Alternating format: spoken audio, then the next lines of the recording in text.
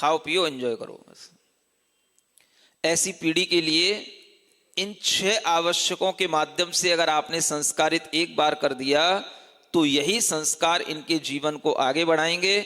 और ये ध्यान रखना, ये वो चीजें हैं जिन्हें धीरे धीरे इसलिए बदला गया क्योंकि आपने इससे अपना मुंह मोड़ लिया। इसलिए क्या करना पड़ा आचार्यों को कि भाई अब तुम ये नहीं करते हो तो जाओ मंदिर जाओ, पूजा करो। समझ आ रहा है? कोई रस्सी का त्याग करो, कुछ मंदिर की गुल्लक में डालो, दान करो, ताकि तुम्हारे लिए कुछ तो धर्म के नाम पर निकले, कुछ तो धर्म के काम में आओ तुम भी। तो इसलिए ये करना पड़ा। तो वो भी करना छोड़ मत देना जो कर रहे हो, नहीं तो पता पड़े कल से मंदिर जाने ही छोड़ दिया। मंदिर भी जाकर के मंदिर में भी ये 6 आवश्यक पूरा कर सकते हो ना। हाँ, तो जो मंदिर में जाते हैं वो मंदिर में जाकर के कर लें, जो मंदिर में नहीं जाते हैं वो घर पे भी बैठ के कर लें। अगर बच्चा इस बात से संस्कारित हो जाएगा तो उसे मंदिर में अगर कभी नहीं भी जाना पड़ेगा या नहीं भी जाएगा तो भी उसके लिए ये पाप का आश्रम रुका रहेगा।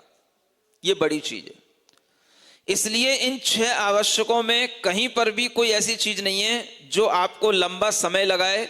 और ये 6 आवश्यक अगर आपके दैनंदिन जीवन में शुरू हो जाते हैं तो इसी से आपके जीवन में मानसिक शक्ति आएगी। समझ आ रहा है? टेंशन दूर करने का इससे अच्छा कोई तरीका नहीं हो सकता। अगर आपकी श्रद्धा अपने तीर्थंकरों पर जुड़ी रहेगी, जो भी टेंशन है, हे भगवान आपके चरणों में मेरा नमस्कार हो, मेरी चिंता दूर करो। समझ आ रहा है?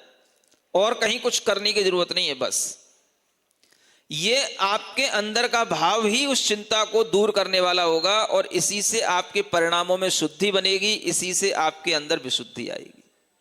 तो ये 6 आवश्यक हर किसी के लिए करने को थे, लेकिन लोगों ने क्या सोचा, ये केवल किसके लिए? मुनि महाराज के लिए। समझ आ रहा है? ये मुनि महाराज के लिए नहीं, सबके लिए। तो मुनि महाराज तो नियम से करते ही हैं पूरा टाइम लगा करके।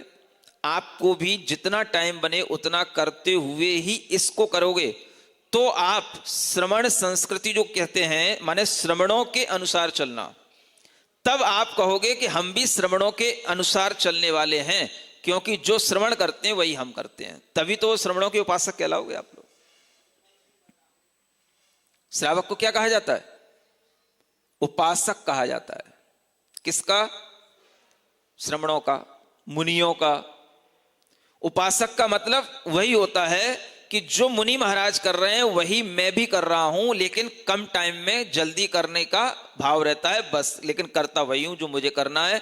और इसी के अनुसार उसको अणुव्रती कहा जाता है, क्योंकि वह उसके पीछे पीछे चलने वाला होता है, वही श्रावक कहलाता है। जो मुनि महाराज करते हैं उसी का अनुसरण करने वाला हो, उन्हीं के अनुसार व्रतों का पालन करने वाला हो, वही अणुव्रती कहलाता है। समझ रहे हो? तो यही आपका अणुव्रत होगा। क्या समझ रहे हैं? ये 6 आवश्यक